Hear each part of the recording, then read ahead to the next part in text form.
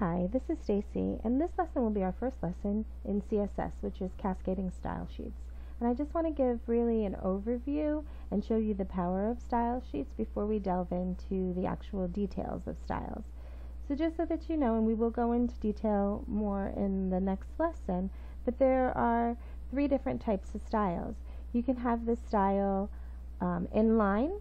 So we did that before when we did the unordered list. And we said something like this. Here, I'll just put it in here. I'll make room in this paragraph for unordered list. Style equals, and then we put the style in there and proceed with our unordered list.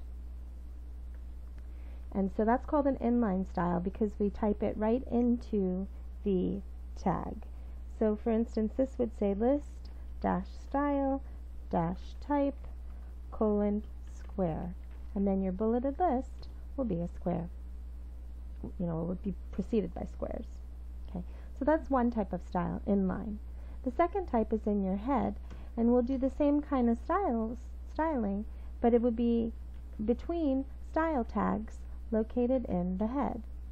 So for instance, if I wanted for all of the text to be body copy a certain font, I would start with body, because that's a known tag, and curly braces, and then font family, and I love this IntelliSense because I can just select it off the list, colon, and then the type of font family that you would like.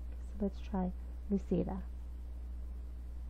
Okay, so that will take this page. Let's go take a look at it before I refresh the page that we have open for this. This is the page, and it's a regular serif font. It has the little hats and feet on it, so, or those, horizontal lines to make it easier to read on paper, but not necessarily on the screen. So if I hit refresh now, you can see that it is a sans serif font because we told it to use Lucida sans serif. And we put the style up at the top of the page in the header section. The third type of style sheet is style is a sheet, so it would be a separate page. So here I have one called Art CSS, and I got this from CSS Zen Garden online at CSSZenGarden.com, and it has all the styles that you would want for the body copy, to make it gray, to make the background a picture, for different margins and padding, and the font.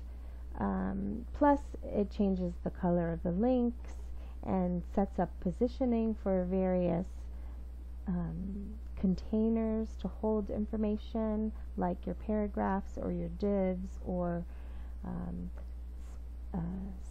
spans, and different types of block tags. So this here says, the font size is going to be 90% for a paragraph tag that's got the class of intro, and we'll get more involved in that. I might be getting a little bit too deep into this now as we speak, but I just wanted to show you that you can also have the sheets as the styles on a separate sheet and then link to this sheet in order to call the styles.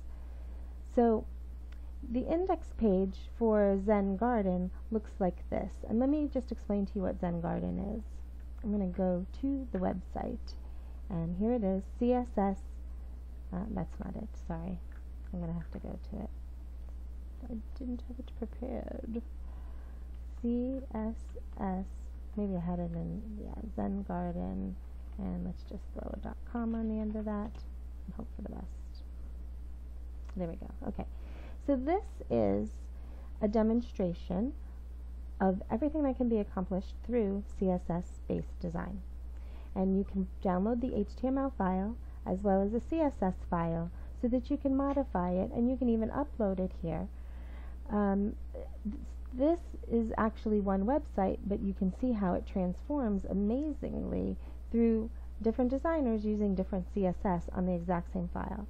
So for instance, this says the road to enlightenment, and then it has a couple paragraphs, 3 paragraphs regarding that. So what is this all about? And then a few more paragraphs, then participation, and then the menu structure is here. And we'll just scroll through and you can see different links down here at the bottom, etc. So this is one type of style. And we're going to keep the exact same page, the exact same HTML file, but we're going to look at it with different eyes. So meaning that some designer designed it using the exact same HTML file but just changed the CSS file around. So we're going to click on this steel, and it's the exact same file, Zen Garden, the beauty of CSS design, a demonstration, the road to enlightenment. So what is it all about? But this is his interpretation in a black and white with a still background photograph. So I want to hit the backspace button and go back, and maybe let's take a different look at one of these. Let's do Fountain Kiss. And here's somebody else's interpretation of the exact same file using their own CSS. The road to enlightenment with a little kiss picture here. So what's this all about? Participation, benefits, and etc.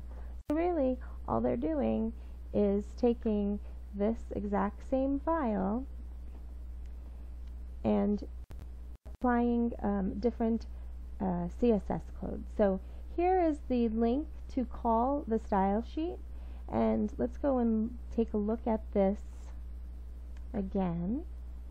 Here, this is how it looks with no styles applied. So this page that we just looked at here is the same page here, but this is somebody who didn't have any imagination and wasn't creative, or was just starting and didn't get to apply their CSS yet.